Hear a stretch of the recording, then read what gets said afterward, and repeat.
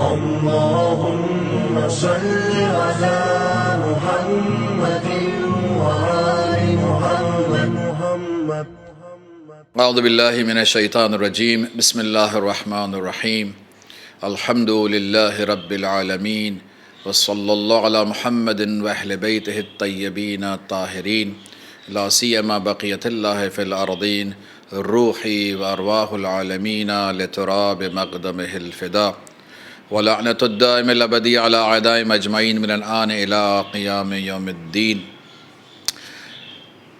پروردگار عالم آپ تمام مومنین و مومنات کی عبادات کو، اطاعت کو قبول فرمائیں انشاءاللہ، اور آپ سب کی توفیقات میں اضافہ فرمائیں. آج جس عنوان پہ ہمیں گفتگو کرنی ہے وہ ہے شوہر اور بیوی کے حقوق، میاں بیوی کے حقوق اسلام میں. اگرچہ کہ یہ موضوع بہت ہی معاشرتی موضوع ہے اور جو بہت اہمیت رکھتا ہے کہ انسان کو اپنے حق کا معلوم ہونا چاہیے، اور صرف اپنے حق کا نہیں بلکہ دوسرے کا کیا حق ہے یہ بھی معلوم ہونا چاہیے.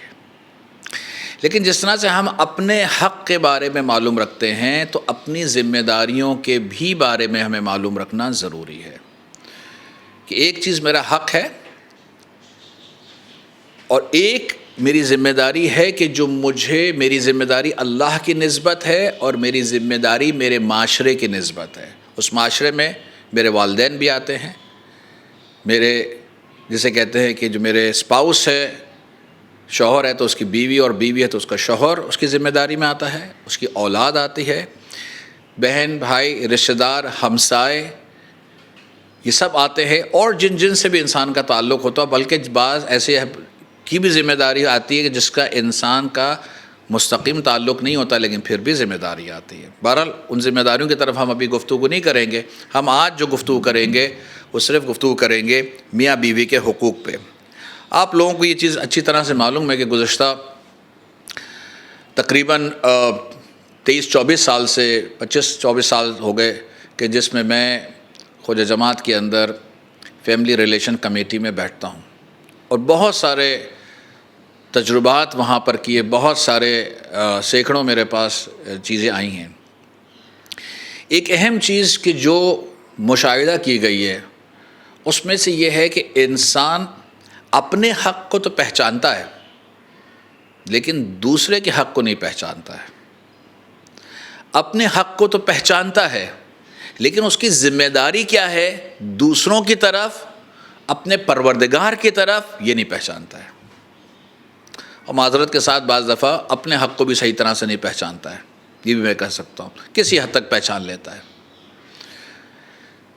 یہ اہم چیز ہے، یہیں پر فساد پیدا ہوتا ہے. دیکھیے ہمارا ریلیشن دوسروں کے ساتھ میاں بیوی کا دو طریقے سے ریلیشن ہو سکتا ہے، تعلق. ایک آپس میں میاں کا بیوی کے ساتھ اور بیوی کا میاں کے ساتھ، ایک یہ ریلیشن ہے. لیکن ایک دوسرا ریلیشن یہ ہے کہ میرا بیوی سے تعلق اس لیے ہے کیونکہ اللہ نے اسے میرے لیے میری ذمہ داری قرار دیا ہے. بیوی کا شوہر سے اس لیے تعلق ہے کہ اللہ نے اس کی ذمہ داری کو قرار دیا ہے. کیا فرق ہوا اس کا؟ فرق یہ ہوا کہ دوسری طرح کے تعلق میں اللہ درمیان میں رہتا ہے، پروردگار کی ذات درمیان میں رہتی ہے. تو جب انسان کبھی ایک دوسرے سے ناراض ہوتا ہے یا ایک دوسرے کی ذمہ داری کو انجام دیتا ہے تو وہاں پر انسان یہ دیکھتا ہے کہ پروردگار کو کیا چیز پسند ہے اور کیا چیز ناپسند ہے. اگر اللہ بیچ میں نہیں ہوتا ہے تو انسان صرف اپنی پسند کو اور اپنی ناپسند کو دیکھتا ہے. لیکن اگر اللہ بیچ میں ہوتا ہے تو اللہ کی پسند اور اللہ کی ناپسند کو دیکھتا ہے. بس یہی وہ اہم نقطہ ہے. اگر ہم یہ سمجھ جائیں تو ہمیں بہت سارے جو فقہی جزیات ہیں اس میں شاید جانے کی ضرورت ہی نہ پڑے. کیوں؟ اس لیے کہ ہمارا مسئلہ تو اس سے پہلے ہی حل ہو گیا ہے. فقہی جزیات میں تو اس وقت جانے کی ضرورت پڑتی ہے کہ جب انسان کہے یہ میرا حق ہے یہ مجھے دے دو، وہ سامنے والا کہے وہ میرا حق ہے مجھے دے دو، جب چھینا جھپٹی ہو رہی ہو تو انسان کو یہاں پر بعض چیزوں میں ضرورت پڑتی ہے کہ اچھا کہاں پر باؤنڈریز ہیں. لیکن جب انسان اللہ کو سامنے رکھتا ہے اور خوشنودی پروردگار کو سامنے رکھتا ہے تو یہاں پر اہمیت آتی ہے.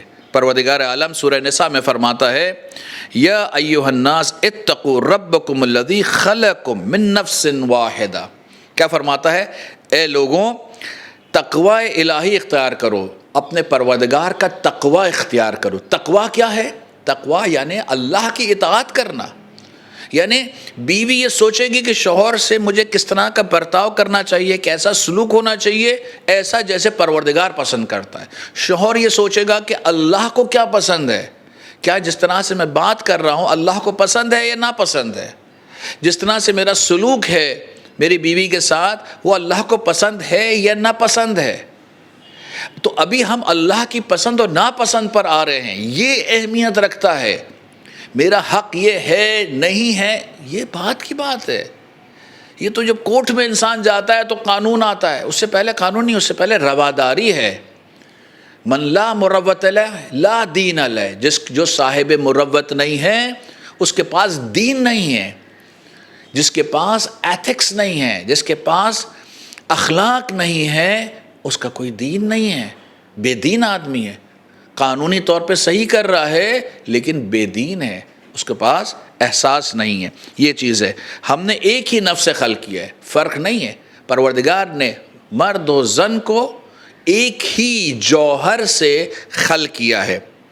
ذمہ داریاں دنیا میں الگ الگ ہیں لیکن ایسا نہیں ہے کہ اگر مرد کوئی نیکی انجام دے گا تو اس کا ثواب اس کو زیادہ ملے گا اور عورت کو کم ملے گا، یا عورت کو زیادہ ملے گا اور مرد کو کم ملے گا. نہیں، اگر دونوں نے خلوص نیت سے کسی عبادت کو انجام دیا ہے تو دونوں کا ثواب ایک جیسا ہے، کوئی فرق نہیں ہے. اور اگر کسی گناہ کو خدا نخواستہ انجام دیا ہے تو اس کا عذاب بھی ایک جیسا ہے. دنیا میں ذمہ داریاں پروردگار نے مرد اور زن کی علیحدہ علیحدہ رکھی ہیں، اور یہی وہ چیز ہے کہ جسے پروردگار نے یہاں پر اہمیت دی ہے کہ اس انسان جو ہے وہ اہمیت حاصل کر سکے. ہاں بعض دفعہ ہم سمجھتے ہیں کہ خواتین کی ذمہ داریاں زیادہ ہیں. نہیں، خواتین کی ذمہ داریاں یا مرد کی ذمہ داریاں پروردگار نے ان کے جس جوہر سے بنائے اس کے اعتبار سے رکھی ہیں. لِتَسْكُنُوا إِلَيْهَا، خواتین میں بیوی میں یہ پروردگار نے جوہر رکھا ہے، لطافت رکھی ہے کہ سکون بیوی کی معاشرت سے، بیوی کے وجود سے، بیوی کے ساتھ رہنے سے، بیوی سے بات کرنے سے اسے ملتا ہے. یہ ایک پروردگار نے خوبی رکھی ہے. یہ خوبی عورت میں رکھی ہے پروردگار عالم نے. یہ ایک اہمیت کی چیز ہے. یہاں پر یہ جو ہم کہتے ہیں حقوق مرد و زن، تو ہم یہ نہیں بتاتے یہ مرد پر فرض ہے یہ عورت پر فرض ہے. یہ ایک علیحدہ چیز ہے، قانونی بحث ہے. لیکن اخلاقی بحث کیا ہے؟ اور ہم جس شب روز سے جا رہے ہیں، یہ پروردگار انما بعثت لاتمم مکارم الاخلاق، کہ رسول اللہ فرماتے ہیں کہ پروردگار عالم نے مجھے اخلاق کے اتمام کمال تک پہنچانے کے لیے رکھا ہے. یہ ہماری چیز ہے، یہ ایک اہمیت ہے. تو اگر ہم اس دائرۂ کار میں رہتے ہیں اور اپنے اخلاق کو بلند کرتے ہیں اور اپنے تعلقات میں پروردگار کو درمیان میں رکھتے ہیں اور اس بات پہ دیکھتے ہیں کہ پروردگار کو کیا پسند ہے کیا ناپسند ہے، اگر یہ معیار اور میزان ہو تو ہمارے درمیان کے بہت سارے اختلافات دور ہو جاتے ہیں. اور اگر اختلاف ہو بھی جائے تو پھر اس کا معیار اور میزان کیا ہونا چاہیے ہمارے فیصلوں کا، کہ پروردگار کو کیا پسند ہے. یعنی اگر کوئی چیز میں نے اپنی مرضی سے کر لی یا بیوی نے اپنی مرضی سے کر لی، تو اب اگر کوئی مسئلہ آتا ہے پیش تو ہمارا فیصلہ کہاں پر ہوگا؟